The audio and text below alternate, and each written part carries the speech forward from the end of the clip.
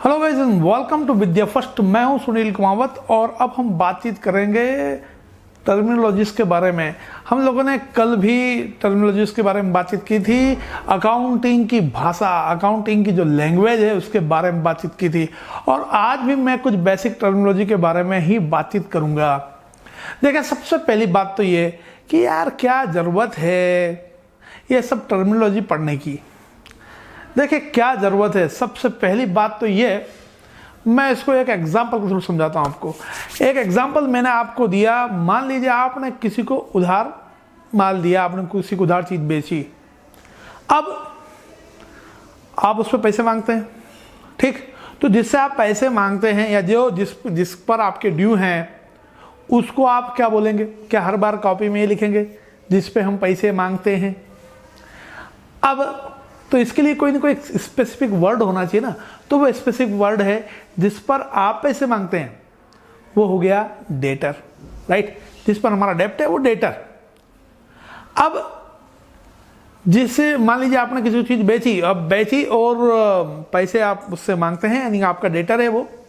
अब इसमें से कोई ऐसा डेटर निकल गया जो पैसे देना नहीं चाहता है, या पैसे वो देने में नाकाबिल है, वो नहीं दे सकता आपको। अब नहीं दे सकता, देना चाहता नहीं, जो भी हमें पैसे नहीं मिल सकते हैं। यदि ये वो पैसे नहीं मिल सकते हैं, इनसॉल्वेंसी इसको हम बोलते हैं कि इनसॉल्वेंसी यदि वहाँ पर है, पैसे नहीं मिल सकते हैं, तो ऐसे डेटर को हम क्या बोलेंगे? ऐसे डेटर को हम बोलेंगे बैड डेब्ट्स, या ऐसा जितना भी अमाउंट बन रहा है जो कि हमारे पास पैसा आना नहीं है, जहाँ पर इनसॉल्वेंसी, उसको हम क्या बोलेंगे? Bad debts, right. तो जिस तरीके से मैंने आपको बताया कि ये दो वर्ड है, हम एक स्पेसिफिक चीज़ जगह पर एक स्पेसिफिक वर्ड इस्तेमाल करते हैं। भाई कोई पैसे खा गया तो लिखे ना, पैसे खा गया, अकाउंट डेबिट, पैसा ले नहीं आया, क्रेडिट, ऐसा तो नहीं लिखेंगे। तो उसके लिए कोई स्पेसिफिक वर्ड यूज़ करेंगे, स्पेसिफिक वर्ड इस्तेमाल करते हैं। तो इसीलिए हमने टर्मिनोलॉजी को पढ़ना जरूरी है। कल हमने जो चीज़ें बेसिक चीज़ें पढ़ी वो बड़े आराम से पढ़ी, लेकिन आज हम जल्दी फास्ट चीज़ें पढ़ेंगे। और आज हम शुरुआत कर रहे हैं, मैंने पहली बात तो कर दी आपको डेटर की, दूसरी बात मैंने आपसे कर दी बैड डेब्ट्स की। बैड डेब्ट्स इट मीन जो डेटर इंसॉल्वेंट हो गए, जो अब आपको पैसे नहीं मिल सकते हैं, या आप बोलते हैं कि जो अब रिकवरेबल नहीं है, तो उसको आप जो क्या बोलेंगे? बैड डेब्ट बोलेंगे। सेकंड ये बात हम करते हैं, हमने किसी से माल उधार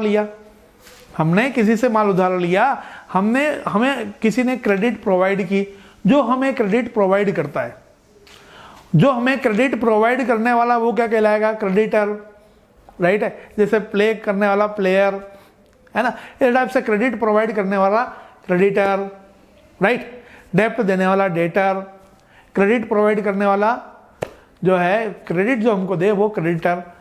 अब नेक्स्ट हम बात करते हैं, आपकी आप बिजनेस कर रहे हैं, इट मीन्स आप ट्रांजेक्शन कर रहे हैं, चीज़ें बेच रहे हैं। अब आप ट्रांजेक्शन कर रहे हैं, तो ट्रांजेक्शन करने के अलावा भी आपके पास कुछ ना कुछ तो बच ही जाएगा। जो आपके पास चीज़ें बच जाए, जो स्टॉक बच जाए, जो गुड्स बच जाए, गुड्स यानी कि चीज़ें खरीदना, जो गुड्स यानी कि जिसका आप बिजनेस कर रहे हैं उसको गुड्स बोलते हैं। तो गुड्स जो है, गुड्स जो बच जाता है उसको आप क्या बोलेंगे? बचा हुआ जो गुड्स है उसको हम बोलेंगे स्टॉक। नेक्स्ट अब बात करते हैं, आप ट्रांजेक्शन कर रहे हैं, तो आपके पास ऐसे लोग भी आएंगे कि यार भैया थोड़ा पैसा कम कर लो, यदि पैसे कम करने की बात आ रही है, कौन सी प्राइस पर? उसकी इनवॉइस प्राइस पर।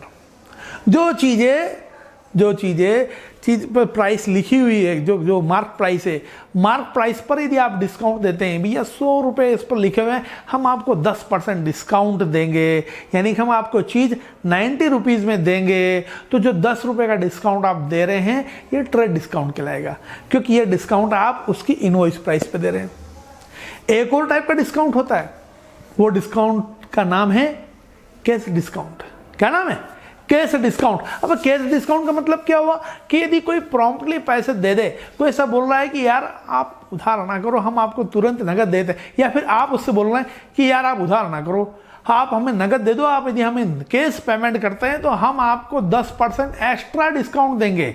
यानी कि 100 रुपीज़ की जो चीज़ थी उस पर आपने पहले 10% डिस्काउंट दिया, यानी 10 रुपीज़ माइनस कर दिया। इसके बाद में आपने कैश डिस्काउंट दिया, मान लीजिए 10% का, यानी कि 90 रुपीज़ पर 9 रुपीज़ हो गया। तो अब बचा कितना, 81 रुपीज़ फाइनली वो पे कर रहा है। अच्छा, अब ट्रेड डिस्काउंट और कैश डिस्काउंट की बात चल रही, तो मैं एक बात और आपको बता दूं, एक बात और मैं आपको भाई बता दूं कि कैश डिस्काउंट और ट्रेड डिस्काउंट में एक बेसिक सा डिफरेंस है। ट्रेड डिस्काउंट की हम एंट्री नहीं करते हैं, ट्रेड डिस्काउंट की हम एंट्री नहीं करते। जैसे 100 रुपीज़ की हमने चीज़ थी, उसमें हमने पहले जो डिस्काउंट दिया, पहले यानी कि जो ट्रेड डिस्काउंट है दोनों दे रखे, तो पहले ट्रेड डिस्काउंट ही घटेगा। तो 10 रुपये का आपने ट्रेड डिस्काउंट माइनस कर दिया, बचे कितना, 90 रुपीज़। अब ये जो 90 रुपीज़ है ये एक्चुअल सेल्स या प्राइस या सेल्स कर रहे हैं तो सेल्स या परचेस कर रहे हैं तो परचेस अमाउंट ये रहेगा। तो अब ये 90 रुपीज़ में आप जो है 10% डिस्काउंट दे रहे हैं, कैश डिस्काउंट, तो इसकी ज़रूर आप एंट्री करेंगे। तो कैश डिस्काउंट को हम अकाउंट की बुक्स में हम रिकॉर्ड करते हैं, लेकिन ट्रेड डिस्काउंट को हम जो है कि उसकी एंट्री नहीं बनाते। खैर, आगे बढ़ते हैं। नेक्स्ट आगे हम बात करते हैं, अब हम जब ट्रांजेक्शन कर रहे हैं तो उधार भी होगा, है ना, उधार होगा तो क्या होगा, ये चीज़ हो गई। कोई हमारा उधार पैसे खा गया तो क्या होगा, बैड डेब्ट्स कहलाएगा। एक और चीज़ हो सकती है, बिजनेसमैन जो है अपने यदि अपने बिजनेस से कुछ पैसे विड्रॉ कर ले या कोई गुड्स विड्रॉ कर ले, है ना, किराने की शॉप है आपकी, आपने खुद के घर पर ही, है ना, 2 किलो शक्कर यूज़ कर ली, तो ये ड्राइंग कहलाएगा। ये क्या कहलाएगा, ड्राइंग ऑफ गुड्स। आपने पैसे निकाल लिए पर्सनल यूज़ के लिए। देखिए, बिजनेस अपने आप में एक अलग एंटिटी है और बिजनेस के मालिक अलग एंटिटी, दोनों को अलग अलग समझना है, ठीक है। तो बिजनेस एक अलग एंटिटी है, बिजनेस का मालिक एक अलग एंटिटी है, और इस बेसिस पर यदि बिजनेस से यदि कोई पैसे आप निकालते हैं तो उसको बोलेंगे ड्राइंग। क्या बोलेंगे, ड्राइंग, DRAWING, ड्राइंग इसको हम बोलेंगे, ठीक। तो ये वो वाली ड्राइंग नहीं, यहाँ पर भी ड्राइंग होती है, अकाउंटिंग में भी ड्राइंग यानी कि पैसे निकालना, ठीक है। अब ये जो मैं एक और बात इसमें कर रहा था, मैं बात क्या कर रहा था, मैं बात कर रहा था कि जो बिजनेस का मालिक है वो और बिजनेस दोनों अलग अलग है। तो ये कौन बोल रहा है, ये जो बोल रहा है उसको हम बोलते हैं GAAP, generally accepted accounting principle. Generally accepted accounting principle यानी ये वो ऐसे वो प्रिंसिपल है जिनके बेसिस पर पूरे अकाउंटिंग के रूल्स वगैरह बेस्ड हैं। जैसे कि जो मैं जिस कॉन्सेप्ट में बात कर रहा था, इसको हम बोलते हैं सिंगल एंटिटी कॉन्सेप्ट, राइट। तो या सेपरेट एंटिटी कॉन्सेप्ट ऐसा बोलना चाहिए, सेपरेट एंटिटी कॉन्सेप्ट। इसी टाइप से उसमें और भी कॉन्सेप्ट है, ड्यूअल एंट्री कॉन्सेप्ट है, हिस्टोरिकल कॉस्ट कॉन्सेप्ट है।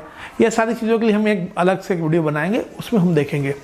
खैर, आप वैसे यदि आप मेरे चैनल पे पहली बार आए हैं तो सब्सक्राइब कर लें, और यदि आप पहली बार आए हैं तो मेरे चैनल पे आपको इकोनॉमिक्स की जो है प्लेलिस्ट भी मिल जाएगी, उसको ज़रूर विजिट करें।